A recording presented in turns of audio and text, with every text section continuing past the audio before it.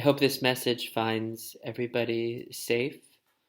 I know it's a very difficult time across the country and regionally as well. And Chai and I want everybody to know that we're thinking of each and every one of you as we have been since March.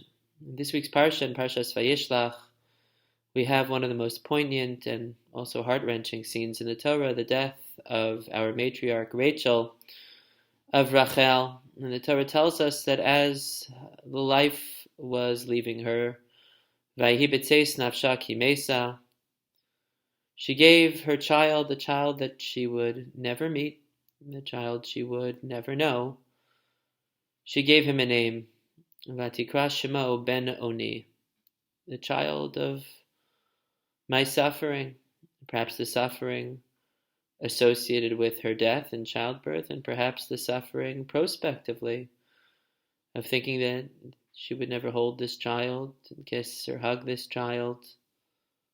Vatikra Shemo ben Oni, the child of my affliction, the child of my pain, the child of my grief.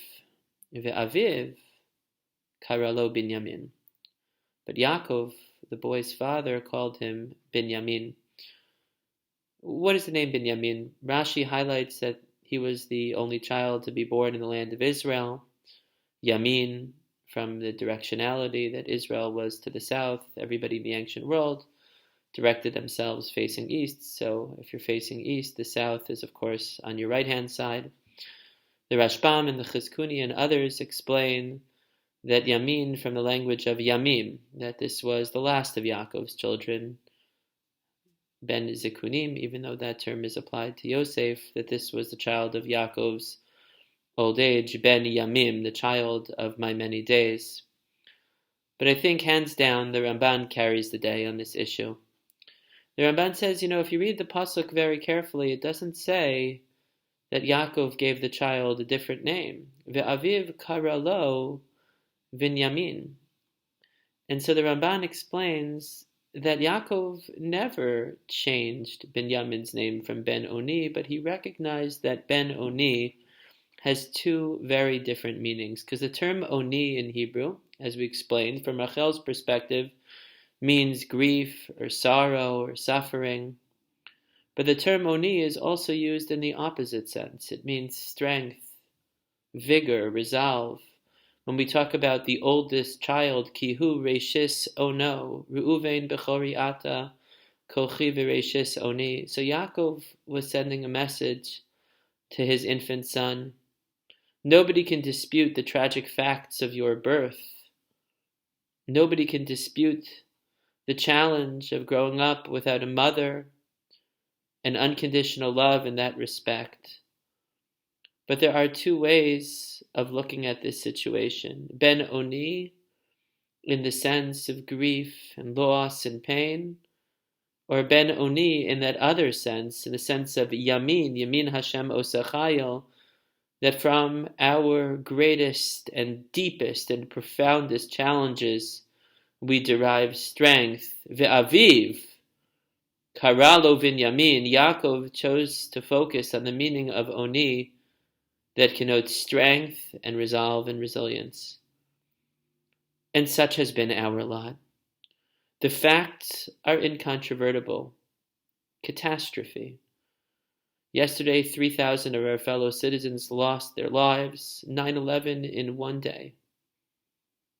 Today, New Jersey recorded the single highest cases of COVID, almost 5,000 cases, 500 of them in Bergen County, another 64 deaths, some 3,300 people in our state's hospitals. Nobody can dispute the facts. But there's still the question of perspective. Do we consider ourselves Ben Oni in the sense of loss and grief alone? Or do we rather adopt the perspective of Yaakov, Ve'aviv karalo Binyamin, that it's our moments of greatest challenge, of greatest difficulty, in which we discover previously unknown sources of strength, resolve, resilience, dedication, previously unknown even to ourselves. And we find the strength to find that extra measure of vigilance for ourselves, for our families, for our loved ones, and for perfect strangers. For our lots are all tied together. We're reminded of Rashi's comment at the very beginning of the Sedra. Vayira Yaakov Ma'od. Yaakov was very afraid. He was afraid what Esav might do to him, what Esav might do to his family. But Vayetzer Lo, he was even more concerned that he might harm somebody else in this encounter. Shema Yarog Hu Es Acherim. That is our perspective. We're vigilant for ourselves and we're vigilant for others. And with this perspective, Ve'aviv Karalo Binyamin, that even in these moments when national experts speak about fatigue, about people not having any koach, any strength left to be able to deal with the greatest challenge of our lifetimes, it's our unshakable belief, Ve'aviv Karalo Binyamin, that in moments of great tragedy, that we can find and discover and manifest profound sources of strength and resolve.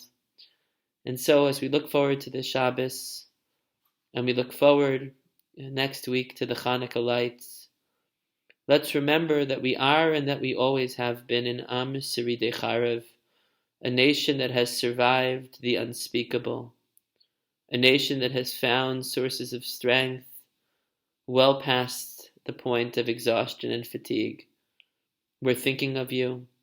We're extremely proud of everything that our community has done and everything that our community continues to do for the protection of all of those around us.